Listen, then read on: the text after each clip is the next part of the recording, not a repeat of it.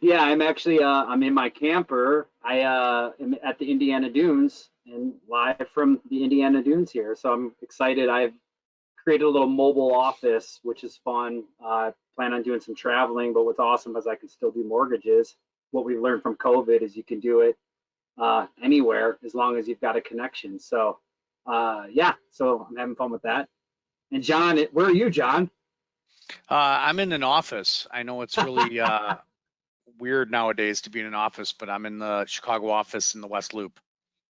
So, we decided to have this Tuesday tip webinar for our partners specifically to just help empower you with some basic questions to help base pre-screen your clients a bit, because often what we find is this is that we'll have several of our realtor partners who will refer us someone, and it's someone who they've often spent several hours with, and what we find out is that if they would have asked a couple questions, they may have figured out that this person wasn't ready right now to actually buy.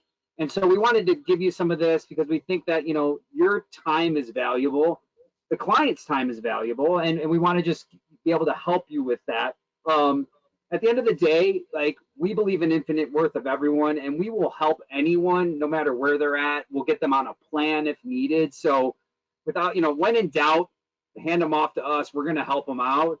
But we still think it's important for you to have some basic knowledge to help you with some basic questions. So I thought what would be helpful is for John to really just kind of walk through what we do as a lender to pre-approve somebody so you have that understanding. And then we're going to give you some tips on some questions you can ask, um, that are just some general questions you can ask to help you as well. So John, you want to talk about, when so when one of our agent partners refers us someone to you, what do you do? Sure. So I would, you don't have to get this far into this, but this is what I talk with a client about. When I first talk to a client, I tell a client, hey, Mr. Borrower, every mortgage revolves around three things, and these three things are sequential, meaning you have to pass one before you go to two, and you have to pass two before you go to three. If you pass all three, you can get a mortgage usually. So the three things that every mortgage is going to revolve around is going to be your credit score, your down payment or assets, and your debt to income ratio, in that order. So credit score, we're going to pull your credit. If you don't have a minimum score that we can work with, which today is rule of thumb 600, then we don't care whether or not you have a down payment or whether or not you make enough money to qualify for what you're trying to buy. But if you do have a passing credit score, next is, hey, well, do you have enough money down, minimum money to make the down payment and pay the closing costs? And if you don't, we don't care. It's irrelevant whether you have a job that can pay for the mortgage you're trying to get or have enough income coming in. But if you do pass one and two, you do have a minimum credit score, you do have the money saved for the down payment and closing costs, then it's your debt to income ratio. And we're going to basically take what you bring in monthly, we're going to add in all the debts you pay monthly based on your credit report. When I think it's actually easier to tell borrowers what we don't care about. And we don't care about your phone bill, we don't care about your utilities, we do care about your minimum monthly credit card debt, your minimum car payments, any student loan debt is going to have to be accounted for in some way, shape, or form. Usually we're going to take all those payments plus the new principal and interest, taxes and insurance on the new home. We're going to add them all up. We're going to divide them by your monthly income, and rule of thumb is 45%. So, you're bringing in 10,000 a month. We don't want all those bills going over $4,500 a month. If they do, you can have an issue. But those are going to be what we're going to go over a client. That's going to be the 1, 2, 3 when we talk to a client before we really do anything. We're going to say, hey, client, so here's the three things that we need to know. Yeah, so I think, obviously we do a little bit of a deeper dive and with the client and ask a lot more questions and get a little bit more personal than we'd expect you to do. So I just think of different scenarios that you as a realtor can come across like a lead, right? So maybe you're doing an open house and someone comes in and they're interested in buying that house or talking about wanting to buy that house. Or maybe you get Zillow leads or Facebook leads or what have you. Somebody comes in kind of cold, if you will, to you, like you don't know them from Adam or Eve, and they wanna buy right now. So a simple thing to do is to be conversational, because we don't expect you to just pull out a sheet of paper and start taking notes on them. But a simple question to ask anyone, if they come to you saying, yeah, I'm really excited, I want to buy a home, you could just simply ask them, awesome, that's great. Well, what kind of line of work are you in? What line of work are you in? And that, so right there, they're going to tell you what they do for a living. And that can give you an idea. It's a cue of like, well, is that, if, do they have a job that you think will qualify? And so what kind of work do you do? And then a follow up to that be like, how long have you been doing that sort of work? Then in your mind, you'll know maybe they're self-employed, maybe they work for a company, they're salaried. You don't have to get into how much they're making per se, but it definitely will help you out just to know, do they have a job and how long have they been working in that field? So that's one. The second would be, you could just say it, you could pivot just like this, say, hey, just so you know, if you're going to get pre-approved, the first thing Caleb or John, the lender, are going to do is they're going to pull your credit. So how would you rate your credit? Is it excellent? Is it good? Is it fair? Or is it poor? And those are four things you can ask. And generally speaking, people, if they say they have excellent credit, they probably have decent credit. Like people typically, our experience hasn't been people don't lie about their credit. They may make a mistake. There may be something on their report they don't know about. But generally speaking, you ask that, you're going to get a good barometer of where they're at. And then the next piece would be to ask, when you buy a home, especially in this competitive market, we're going to have to put a deposit of earnest money down with that. How much cash do you have available for the earnest money or a down payment?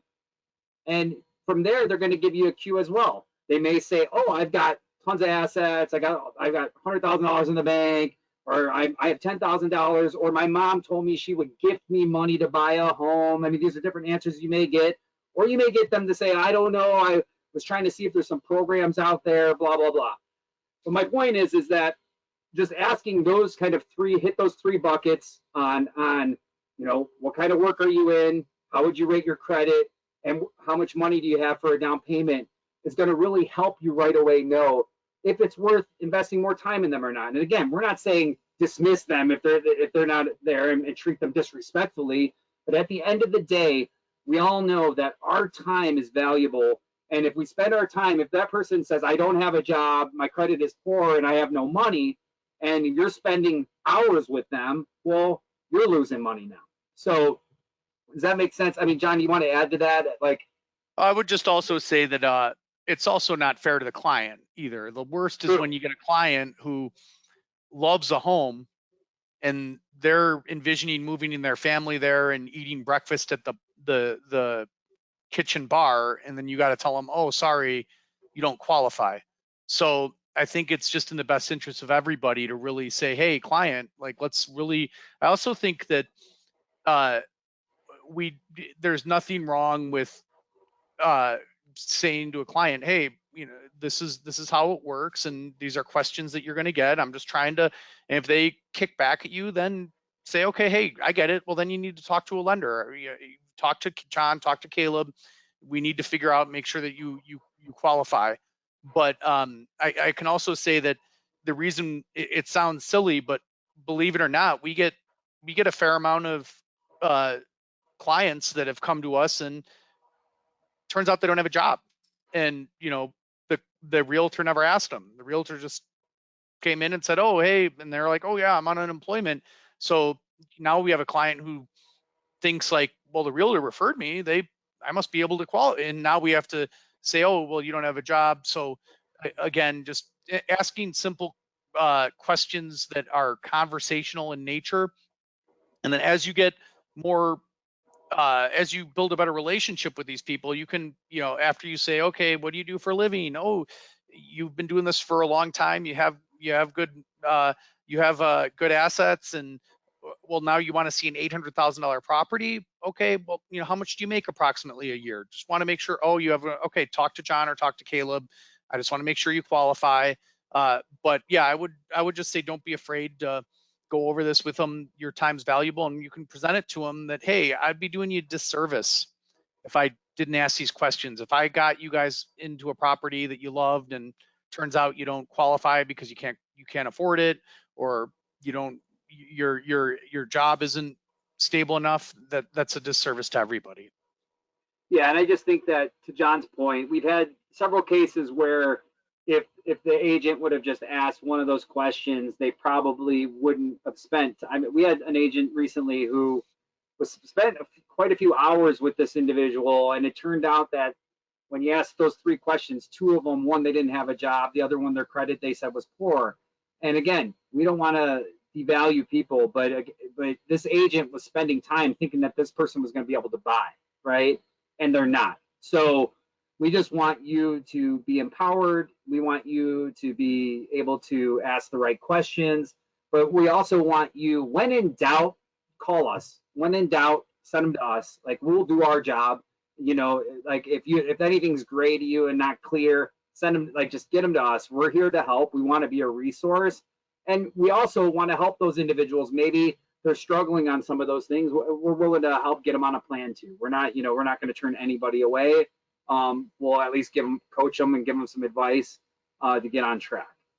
John, anything else to add? Or if there's any questions, you can go ahead and put them in the chat. We'd be happy to answer those. Jess, we got any questions coming in? Yeah, I was just gonna hop back on here. Great. So of the three, criteria or steps that you mentioned, what would be the absolute minimum? So how about, John, I'll talk about FHA and then you talk about conventional. Okay. So if you have an FHA buyer, someone who would qualify FHA, minimum credit score 600, okay? And then for a down payment, so with FHA, they have to be able to have 3.5% of the purchase price. So whatever home they want to buy, we have to be able to show they have 3.5% of that. And then when it comes to employment, FHA wants to have a 2-year history of employment. So we're going to look at that now. If they don't have 2 years exactly of employment, we're going to have to be able to tell the story. Maybe they were in school, graduated, and then now they've been working for a year. But we're going to be able to connect it. We have to have a 2-year history of what they've been doing for employment. And if they haven't been employed, what have they been doing for 2 years? That makes sense? And does that cover that on FHA, John? Did I miss anything? Yeah, no, I think that's good. And then for conventional? One thing that I'm sorry we did miss. So FHA does have a max DTI, and the max DTI on FHA is going to be 56% on your back end ratio and then 46% on your front end ratio. So front end ratio is, hey, I make $10,000 a month. How much is the mortgage? PI, TI, principal, interest, taxes, and insurance. Hypothetically, it's $3,000. That means your front end ratio is 30%. So your front end is just, hey, if you let everything else go, what would be the percentage of your income to cover your monthly housing expense? Back end is going to be your housing expense plus your installment loans plus your credit card debt, whatever it may be. So, but FHA does have a front end and a back end max where conventional does not. So, segueing over into what a conventional, and then also what we're going to do typically is any borrower we're going to try to do a conventional loan with. Conventional loans tend to be less expensive and easier to do. It's nominal in the grand scheme of things, whether meaning if a buyer has to do an FHA loan, it's not the end of the world. It's going to cost them a little bit more a month, but no matter how you slice it, it's always going to usually be better for them to buy than to wait. But the rule of thumb is going to be, hey, let's try to get you into a conventional loan. And then if we can't get you into a conventional loan, we're going to pivot to an FHA loan to be able to get you to be able to buy something. But in order to qualify for a conventional loan, the rule of thumb is going to be 680 minimum credit score. Conventional for a first-time buyer, believe it or not, is minimum 3% down. And then the debt to income ratio, though, is going to be 45% rule of thumb max. So the reason I keep saying rule of thumb is that there are what they call compensating factors for conventional. So a conventional loan, and usually it's going to be that you need, if you have one miss, the other two better be hits. So, hey, I have a conventional loan, I've got a 670, but I'm putting 25% down and I've got a 20% debt to income ratio. Well, the other, yeah, the 680 does not work. However, you pass with flying colors on the fact that you're putting 25% down and you have a very low DTI. That could work with a conventional loan. But rule of thumb, 680 minimum on a credit score, and then 45% on your back end debt to income ratio for those two, and then minimum is going to be 3% down on a conventional loan, and it's going to really work in tiers from then on. Therefore, 3%, 5%, 10%, 15%, 20%. Cool. Any other questions coming in? Thanks for covering both of those, you guys. Let's see, how much should I probe at these questions, or how much detail should I go into? So here's what I would say is this, is that what we're not suggesting here is that you're going to be doing a loan application with these people, right? Like essentially, it's just being conversational and just being knowledgeable. You're a professional. So I just think that on the basic, it's just asking, great, you want to buy, awesome. What kind of work are you in? Like what line of work are you in? I mean, that's just an open-ended question to get an idea. You don't have to get into the weeds with them on that, how much money they make and what's, but just the simple question of asking, what kind of work are you in? How long have you been in that work is going to really help you understand, because someone may say, oh, actually I'm unemployed. Well, obviously it's going to be a challenge to do a mortgage for somebody who's unemployed. So it's just going to give you a cue right there. Like, okay, this is a flag, right? Like, and then as far as when it comes to asking on the credit, you don't have to ask them their credit score. You're not pulling their credit. You're asking them just to give an assessment of where they think they are on their credit. Is it excellent? Is it good? Is it fair? Is it poor? And so, and then when it comes to money as well, you don't have to get in the weeds with them on that. You don't have to ask them where their money's coming from, all that. You can just say, hey, I know as a real estate professional in this market, you're going to have to submit an offer with earnest money, and often if the larger amount of earnest money that you submit, the better the offer looks. How much money would you have available for an earnest money? And just to get a sense. So really, these are just to get an idea. And if it seems like, okay, yeah, they've got a job and they've been in their career for 2 years and it sounds like they have a decent job, they say their credit is decent enough, they say they've got some money for earnest money or down payment, then you're cooking with something, and it's going to help. If there's some gray areas in there, you still hand them off to us. We're going to do our job. So we're not asking anyone here to go too deep with people. It's really just to get an idea. And again, it's really for your own time. Like the reason we organized this one is that John and I talk to hundreds of agents all the time and clients like that come our way. And we find that some come to us that were just a few probing questions. Those agents probably wouldn't have spent several hours with them. And they could have spent several hours with someone else that actually can do a loan, that could buy a home. So that's what we're trying to help with. Yeah, I would add to use your discretion. If it's your cousin or somebody you have a good relationship with, hey, how much do you make? I'm your realtor. I want to know. Like, I can relate to John, and we can.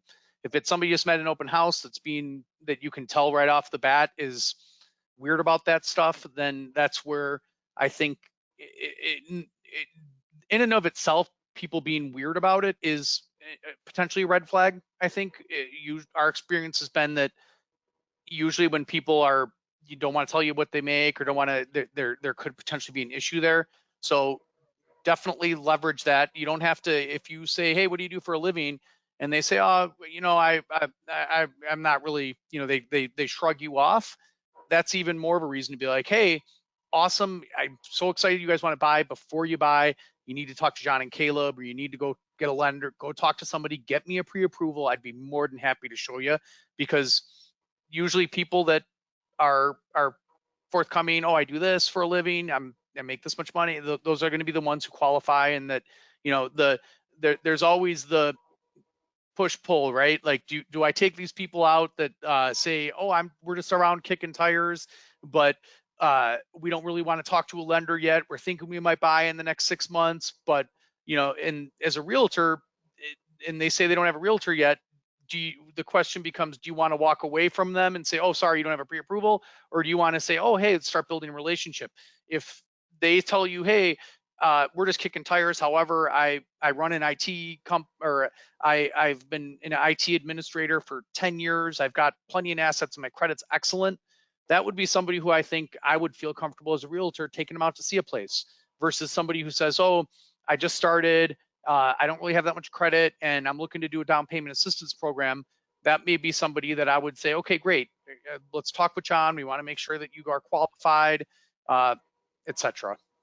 Or they don't want to answer any of your questions, but want you to drive them around to show them places. Like, to me, I would just be like, sorry, I'm not going to drive you around and show you places if you're not even willing to share with me some basic information. So. Okay. We have another question here regarding self-employed buyers and borrowers. This realtor has a few leads of self-employed borrowers. So just, I think, really wondering if they should handle these questions differently or anything else that they should ask. I would just say the self-employed, get them to us right away. I mean, self-employed is a lot more tricky, and we're going to look at their last 2 years of federal tax returns primarily to see how they reported their self-employed income, because we know a lot of people that are self-employed, that we've seen a lot, that they say, oh yeah, I'm self-employed, I make $100,000 a year, and then when we look at their tax returns, they have an accountant that's written everything off on their tax, and their taxable income's $20,000 a year. So, so I would just say self-employed. And John, if you disagree or have anything else to add, I would just say that's a flag right away, just to get them to us. Yeah, no, I agree. That's why asking these questions is great, because if you say, hey, what do you do for a living? Most self-employed people are very proud of the fact that they're self-employed. And they're going to tell you, oh, I run my own company. I've been doing this. And then you can say, oh, cool. So you're self-employed. Oh, okay, awesome. How long you been doing that? Oh, 3 months. You just started your own company. Okay, great. Well, you got to talk to John. I want to make sure that's going to be automatically. If somebody tells you, I've been self-employed, I've been doing it for 20 years. Okay, great. You still want to, like Caleb just mentioned, self-employed, there's always ambiguity as to what they actually, there's what they made and then what they reported. And the last thing we want to do is have you driving around and find out that they didn't report enough income. And I will tell you that when it comes to these three criteria, your credit score, your down payment, and your debt to income ratio, there is no, you're either a round peg and a round hole. And oftentimes borrowers will tell you, oh, I'm self-employed, but I've got $2 million in the bank and I've got excellent credit. Well, if you told the government you made $20 last year, they're not going to care that you have $2 million in the bank and that you have excellent credit. So definitely, as soon as I hear self-employment, if I was a realtor, I would say, okay, great. And I'd be doing you a disservice to take you out and show you a bunch of properties. You need to talk to a lender. You need to get them your tax returns. You need to show them everything. We just want to make sure that you qualify before you find a house that you and your family love, and then find out that we can't get it for you. And I think that's a good, and I do think that self-employed can be very it can be confusing, because you might think, wow, this person seems like they have a ton of money. Like, and because there are self-employed folks who have a lot of money, but they're not reporting it. And then they can't qualify, and they don't even, it'll be hard for them to understand it themselves. In their mind, they're like, I could buy anything. I'm like, but the reality is that we can't underwrite a loan for them. Okay. Thank you all for sharing that piece on self-employment.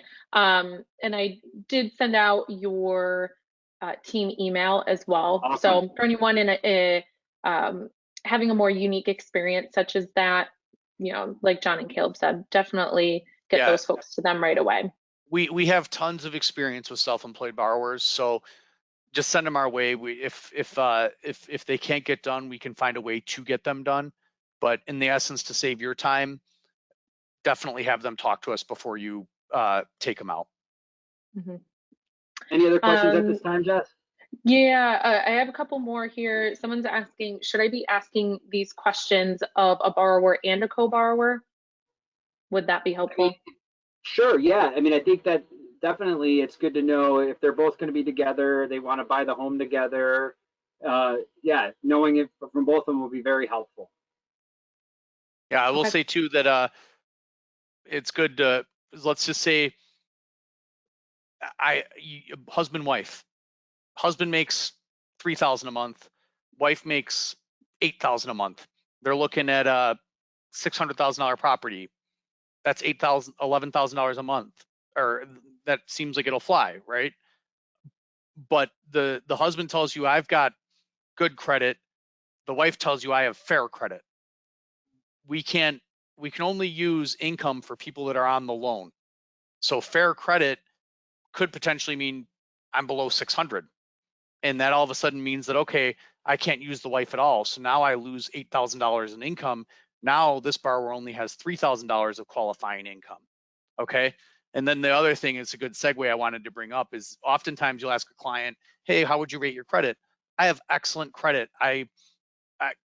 My Discover card, Credit Karma, freecreditreport.com told me I have a 710. Those credit reports always come back, those scores come back lower on the mortgage side. So as soon as I hear, oh, I've got a 620 on my Credit Karma, or my credit card tells me my credit score, I've got a 620, average, I would say 20 to 50 points lower. The consumer credit reports, they use the same info, they use the same data. Every industry scores them differently based on whatever algorithm they use. So now if that same borrower is going to go to 3 different mortgage companies and get a mortgage credit report pulled, it's going to be similar. But rule of thumb, I would say right off the bat, I think when I hear what their Credit Karma score is, I think 40 to 50 points lower. So again, they say, oh, I've got a 620. That means on our end, we could potentially pull a 580. So again, and you'll see clients that when you ask them, hey, well, how would you rate your credit?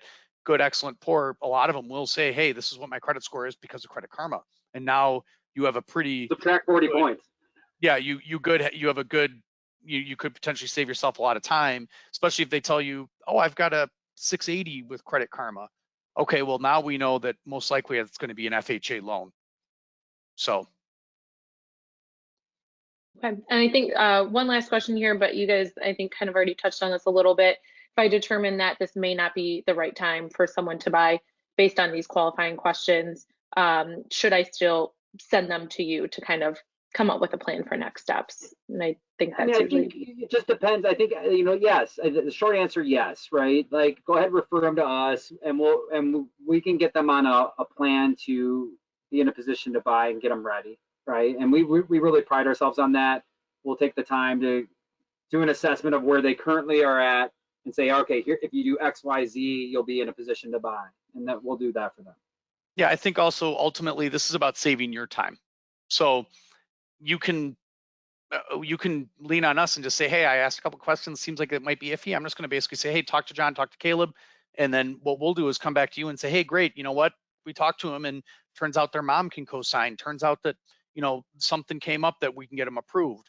But ultimately it's more about, like, again, the person who says, hey, I've got excellent credit, $200,000 in the bank. I've been doing something for 30 years, and I'm looking to that's going to be somebody who you can probably with confidence say, okay, great, I'm comfortable spending some time with this person, versus the person who just started their job, just became self-employed. You found out they're self-employed. Those are going to be the ones you can say, hey, great, send them, send us everybody. Like, we're gonna either do one of two things. Tell them, here's the plan to buy in the future because unfortunately you don't qualify now, or great news, you do, or you know, I guess mediocre news, you don't qualify now, but here's some solutions that, do you have a cosigner? Can you get a gift? Can you get off of this, sell this car? There's a lot of things that we can potentially flip people into being not approved to being approved. So don't hesitate. Never feel like, oh, I sent them somebody who didn't qualify. That's not the purpose of this. This is more to help you guys, save you guys time, and know when to just say, hey, you know what? Talk to John and Caleb. I think that covers all the questions that we have here. So thank you both so much. Awesome. Yeah. So again, if you have any questions, don't hesitate to reach out to us. We also have an amazing program called Get Committed, where we do a full underwrite loan commitment. It's better than a pre-approval. Our clients that have been using this program are winning on multi-offer situations.